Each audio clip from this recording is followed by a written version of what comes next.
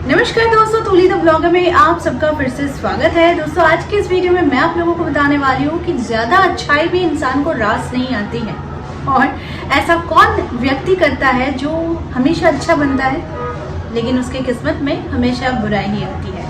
तो आज कुछ चीजें मैं आप लोगों को बताने वाली हूँ जिससे शायद आप लोगों को अपने दिनचर्या में कुछ चीजें चेंज करने की जरूरत है और साथ में कुछ समझने की भी जरूरत है।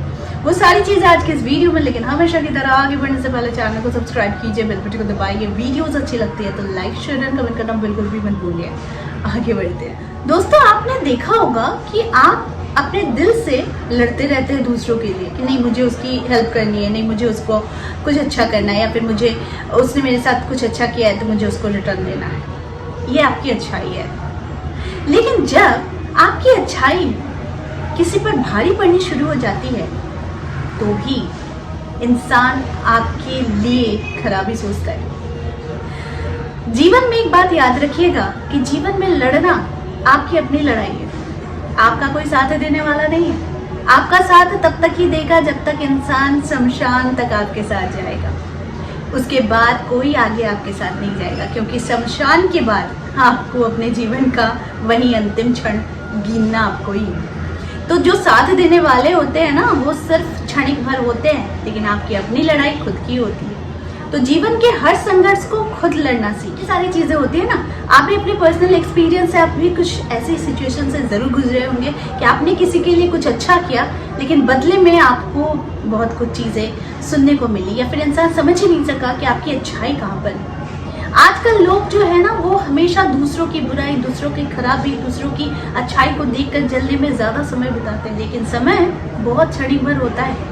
ये सिर्फ आपको अगर आपके लिए नहीं सोचने को मजबूर कर रहा है, सिर्फ दूसरों पर ज्यादा समय खर्च करने के लिए मजबूर कर रहा है, तो दैट मीन्स आप गलत ट्रैक पर जा रहे हैं। आप दूसरों को लेकर ज्यादा ना सोचे बल्कि खुद के लिए ज्यादा सोचे, क्योंकि ये दुनिया आपके लिए नहीं सोचती है।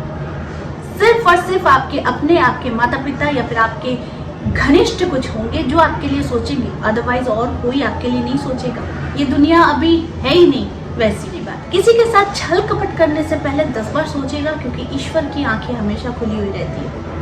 तो अगर आप किसी के साथ छल कपट भी करते हैं और फिर आप सोचेंगे कि आपका भलाई हो, तो ये हो नहीं सकता। बहुतों को है कि आपकी अच्छाई बहुत रास आ जाती है, लेकिन उसके लिए भी वो योग्यता चाहिए कि जो इंसान आपकी अच्छाई को समझ सके। अयोग्य इंसान आपकी अच्छाई को नहीं समझेगा। इसीलिए हमेशा ध्यान रखिए कि ज्यादा अच्छाई भी किसी को रास नहीं आती है, और जो आज साथ दे रहे हैं क्या पता कल साथ ना दे। तो आपकी सोच ही आपकी शत्रु है, आपकी सोच ही आपका मित्र है।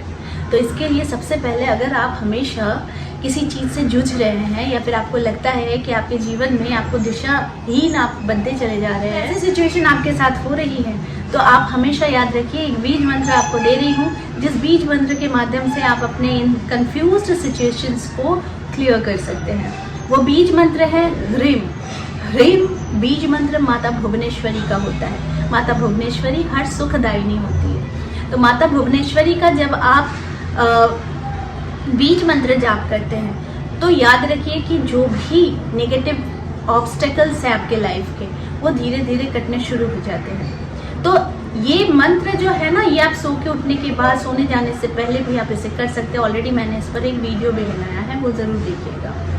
लेकिन ये कहने का तात्पर्य, ये बीज मंत्र आप लोगों को बताने का तात्पर्य इसलिए है ताकि आप अपने जीवन को बहुत सुंदरता से एक शेप दे सके, बहुत खूबसूरती के साथ अपने जीवन को तय कर सके कि आपको किस रास्ते चलना है। लोग अक्सर क्या होता है ना कि नेगेटिव चीज़ों पर ज़्यादा अट्रैक्ट हो जाते हैं कि कुछ हमें मालूम है कि वो गलत है, लेकिन कुछ लोगों को वो आदत पड़ जाती है कि नेगेटिव चीज़ों के प्रति ही उनका आकर्षण बढ़ जाता है।